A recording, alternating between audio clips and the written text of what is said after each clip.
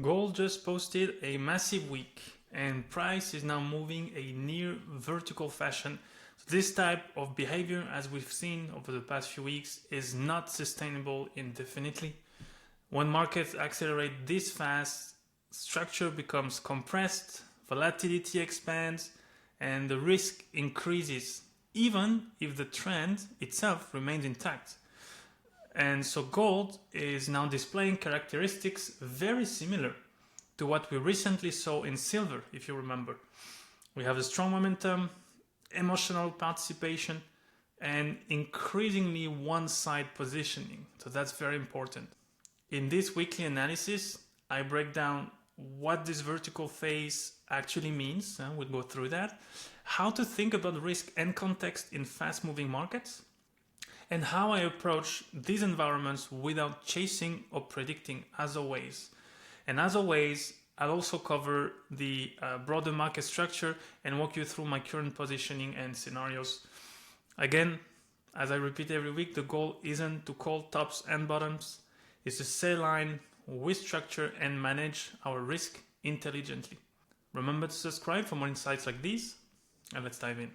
Alright, starting with the analysis of the SP 500, and as you can see, so a couple of weeks ago we had a potentially start of another bull uptrend, right? And then the past 2 weeks, basically we had a pause a week before that, and last week we went back under this resistance area, all-time high, and we are back to consolidating, right? So as you know, I'll repeat it for those of you who are new to this video. Doing this analysis on big indices and key markets allow me to have a bias whether the market is ranging, consolidating, or if the market is in an uptrend, like bullish trend, right? Or a bearish downtrend. But most of the time, the market are going to alternate between uptrend and consolidation, okay? And so doing this simple analysis allow me to modify my risk, right? So that's all to do with risk management, how much I risk per trade. And so for example, since end of October, actually here, 3rd of November, for about 2 months, we had that consolidation. So my risk there was moderate, right? We are in a range scenario, so moderate risk. And then there we had a close. So during that week, basically, I started to look, had I any opportunity of like qualitative enough showing up, I would be risking more into the aggressive scenario. But we went back, as you can see, we had a pause and we came back under that level. So now my risk is back to moderate. So that's how I do it, basically. So there's nothing much to say here on the SP 500, right? It may be so that this consolidation is just going to last a bit longer, right? It might go a bit deeper, and it might take, maybe like we initially said that Q1 this year would have a break, so looks like it's not going to be early in Jan. It might be throughout Feb or March, right? But so far, nothing to worry about, and the bull market is still intact, right? So this is good and healthy. Look at the move we've had since the tariff crisis, right, in April 2025. Strong move up, right? So it's going to be good to consolidate a little bit, to breathe, and then to resume the trend. Moving on to NASDAQ, similar story, except so NASDAQ, as we were saying last week, has not tipped his head back to the all-time high yet. So we are still in this consolidation, and that is still my bias, right? My primary scenario is as follows, right? More sideways consolidation and a break potentially in Q1 or early Q2. Moving on to DAX now, and well, look at that. DAX is retesting this key level it's been, stuck under for about a year. Very tight, beautiful consolidation. We had a couple weeks ago, 3 weeks ago, sorry, a clear break, like beautiful, right? That tells us, all right, we have good chances to have an uptrend, upward leg on DAX, which will give us probably more opportunities on the German market, as well as allow us to risk more, as I just explained on the SP 500. And well, it looks like we have a pullback here and a retest. And if you look, if we analyze this candle a little bit, as we can see, right, we came back down to that key level there that we were stuck under for all this month. We tried to penetrate, but didn't succeed and came back above. So that tells us there is a strong buying, basically crowd. There is strong support there from buyers, and so far we are holding above that key level. So for me, my risk is still in aggressive mode there, right? That tells me that there are buyers that are there. There is interest. So not like we are not back under this key level, right? We're not back to the initial scenario. So as long as this holds, my bias is still, say, aggressive. And now we have the counter example, right? So actually, both the CAC 40, so now we're moving on to CAC 40, both the CAC 40 and the DAX had a beautiful breakout on the week of 5th of Jan. The DAX held above his key level. The CAC 40 did not. So as you can see, the CAC 40 just abruptly came back within these two boundaries, this range, which means that now I modify my risk again to a range mode, right? And as a reminder, we had a large base for almost 2 years on the CAC 40. We had a break in September this year, and we were consolidating above, right?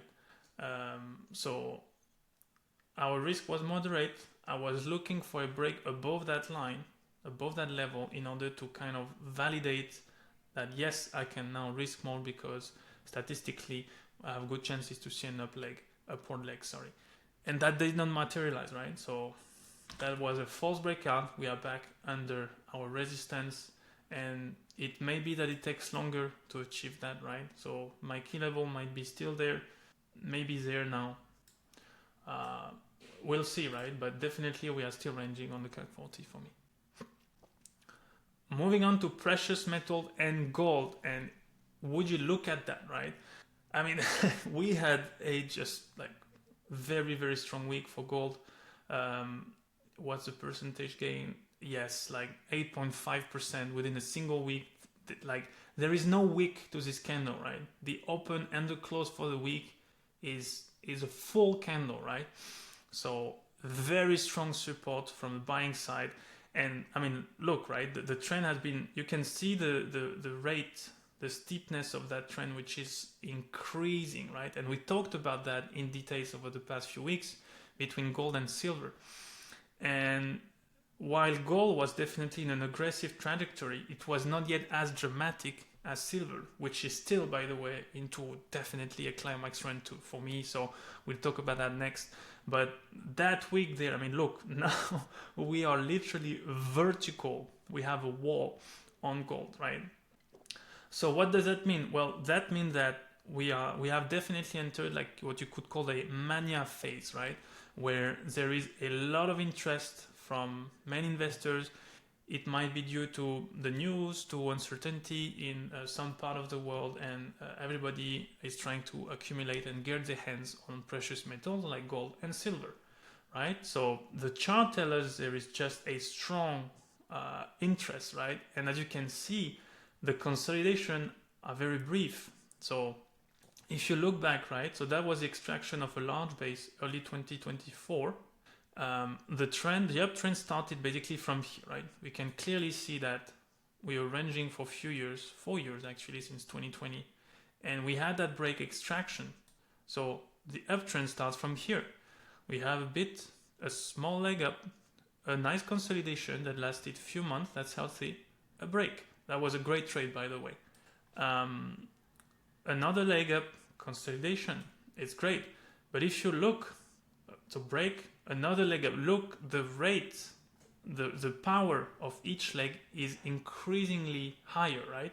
If you compare this one and this one as fairly similar, right? Now compare this one, right?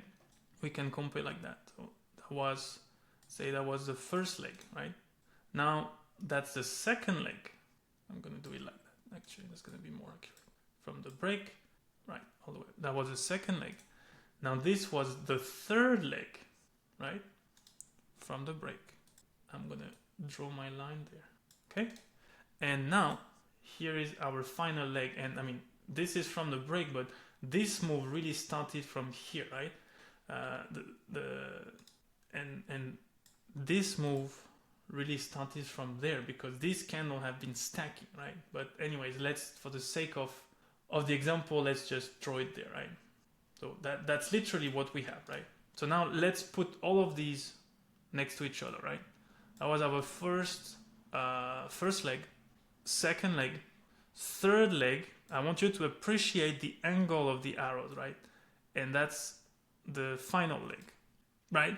So we clearly have a move that is more and more vertical and almost a wall with the past week. And the consolidations are getting shorter, right? This was very long. This was a large base. This was healthy. It was a few months old. This was a bit shorter, but still all right. This was very good as well after, 3 strong legs up. That was a great trade as well to place. But look here. This was, toward the end, we were in a climax run on gold. We had a drop, and only for, I think, a couple months, like it was very short basically. We resumed the trend like from here, right? We went in a straight line, and after the break, we got vertical. So I'm explaining you this because, again, there's no guarantee that this collapsed, but the more vertical, the faster the price action is going to increase. It basically means that you have more and more emotion and aggressive traders that are joining in late in the move, late in the trend. So why do trends collapse? Well, because it gets so vertical. I mean, you have people who have been taking positions, I don't know, here, maybe, people who follow a bit similar principles as I do. They might be in a trade for a year and a half. I know some people like that, and I've taken some of these trades myself. So these people, let's imagine, you entered all the way there. I mean, you are almost 100%, 99% profit, right? Assuming, let's say, you stuck with the trend. That's massive, right? And when you start to see price going like that, I mean, that's when people start to take profit, right? Again, there's no guarantee this goes down to the drain. But this just tells us we need to have a way to manage that because our risk now increases. And by risk, I mean there is an increasing likelihood that this is going to reverse, right? We had traces of that then. You see, look how sharp these 2 weeks were, right? But it held up. A lot of buyers came back up, right? Look how sharp this week was as well, right? But still held up. Now, this is the biggest week yet, right? It might continue for some time, but we don't know. Maybe it's going to collapse a bit before resuming. We don't know, right? That is why we manage our risk based on what we see. And this is vertical, meaning our risk of this fading, snapping back, turning down has increased. Therefore, we need a plan to manage that increased risk. That's all it is. So I hope that was clear. And I'm going to move on now to the silver chart, which show us something very similar, right? I think the rate of the trend for gold was not as steep as it was for silver. And I mean, let's look at silver for a second, right? So the angle has increased even more for the past few weeks, right? I'm trying to do that as precisely as I can. It's not easy, but I hope you can appreciate what I'm trying to do. And that I mean, these are easy analysis to do, right? I'm just drawing arrows on the chart to show you what's happening, and that's all there is, right? I have, of course, a more systematic and methodical way to measure when I enter a climax or a super climax run. But if you're new to technical analysis, or if you want to add that bit to what you're already doing, this is a great way to do that.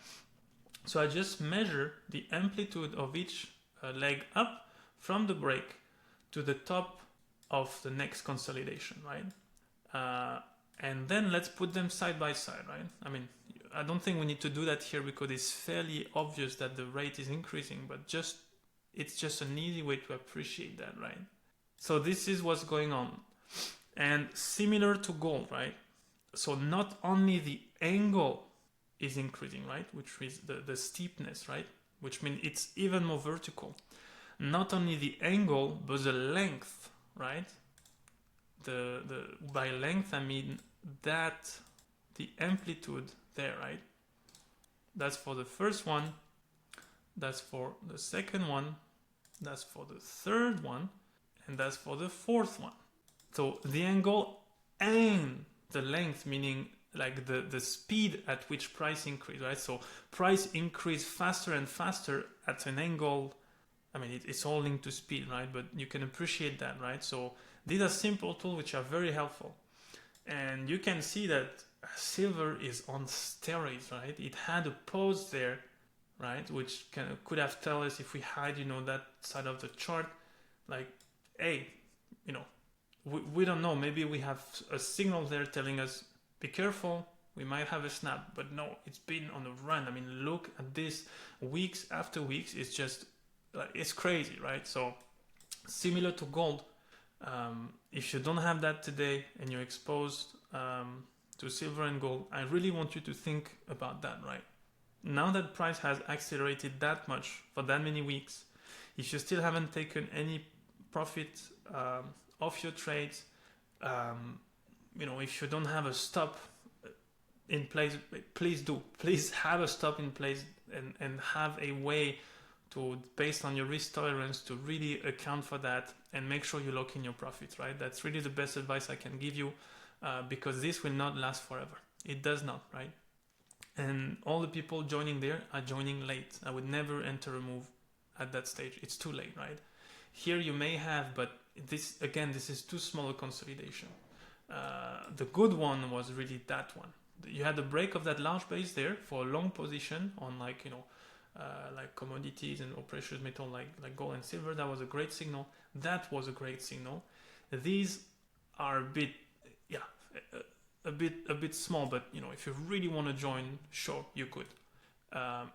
Arriving here, no way.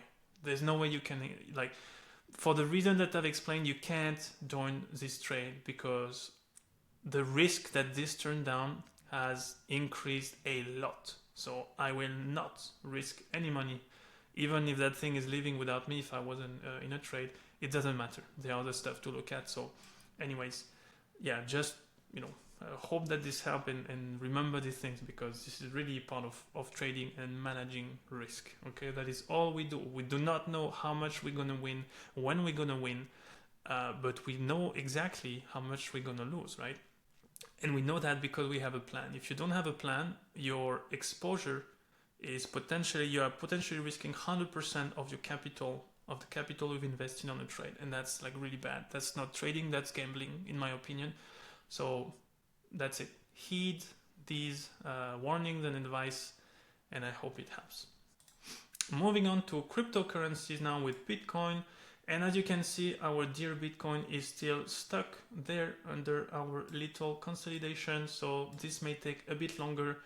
And as I was saying before, the preferred scenario would be that we have, a longer consolidation, and potentially by this summer, end of Q2, we have a break to the upside, and we may have a great pattern there, something that, that I like. If you follow the channel, you know that, what I trade, and we may have something interesting there to take a speculative trade on Bitcoin. So let's be patient and observe the next few months. Analysis of Ethereum now, and it's a bit of a similar story, right? We are still stuck under there. We are bouncing off support right there. So yeah, this may take a bit longer, and same thing, I would expect that Q2, maybe even later, we have a break to the upside, maybe also a great speculative trade on Ethereum. It remains to be seen, but definitely now we are ranging.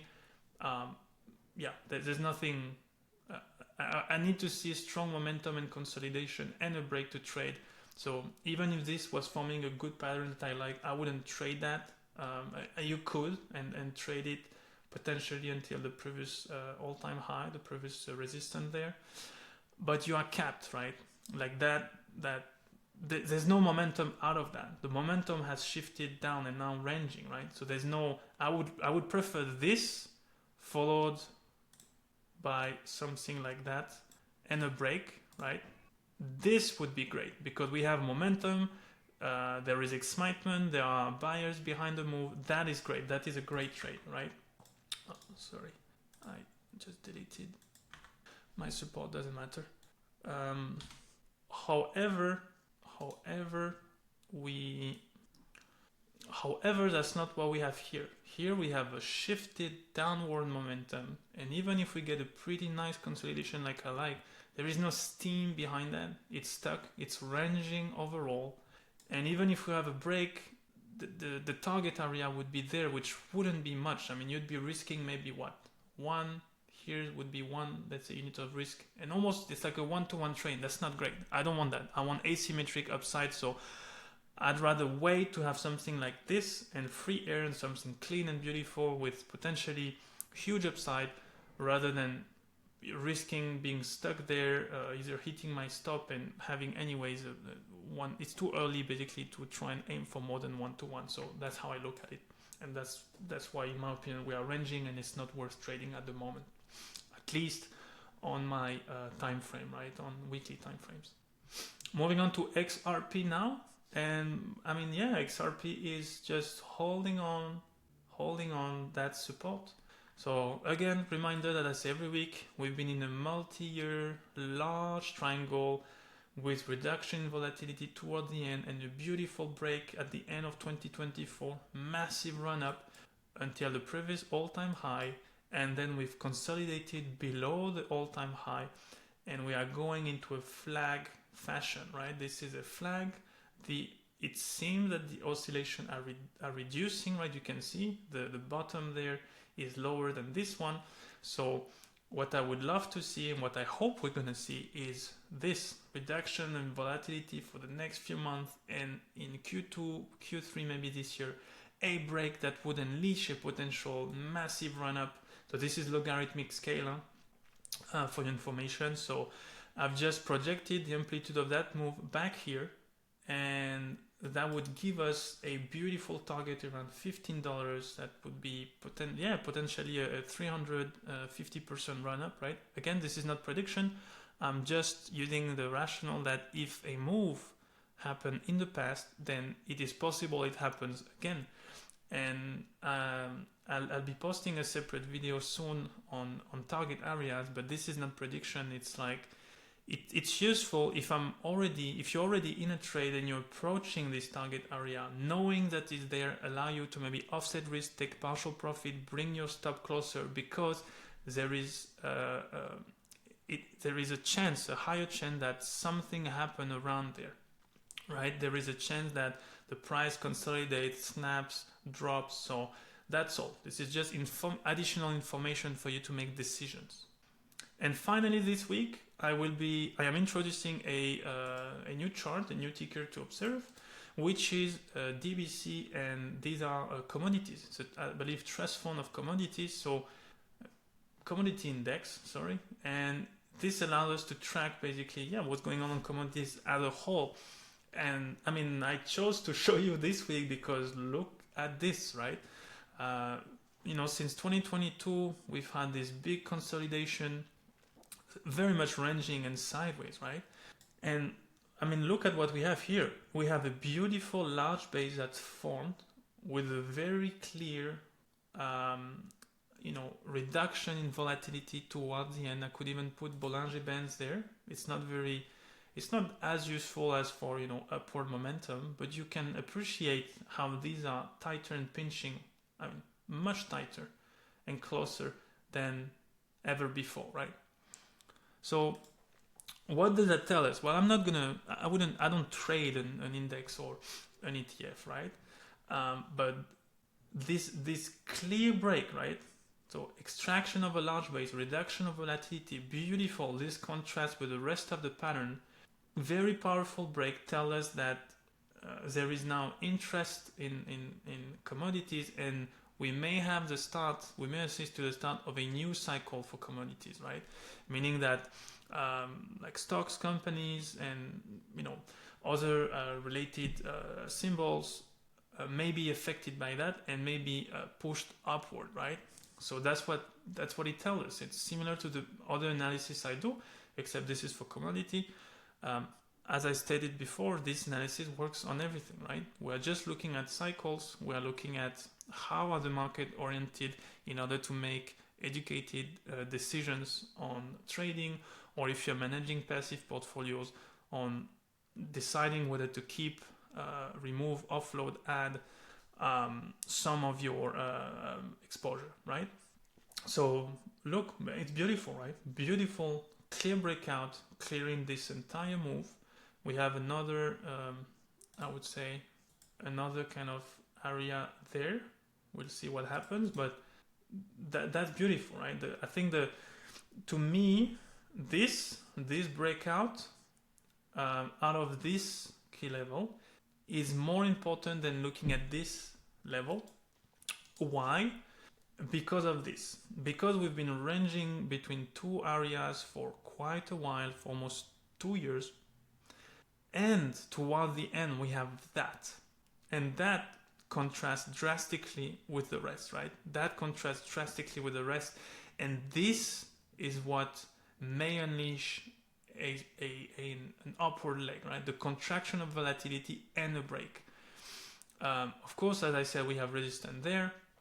But the longer in the past a previous overhead resistance is, the less influence it's going to have on your current move, right? So if we look back, this was almost 2.5 years ago, right? So that is multi-year. This is enough time for maybe this not being as significant, right? And again, the strength of the breakout, the current conditions with, commodities, we have precious metals going on steroids, the contraction of volatility, all this cocktail basically tell us that we have good chances to see an upward move, right? Again, it might not happen, right? We might retest, we might fall back under this area, key area. We may, I don't know, right? But I'm just telling you that based on observation and statistically, these are strong signs, right? So we'll see what happens over the next few weeks. And that's about it for this week's video. So yeah, I hope you learned a few things.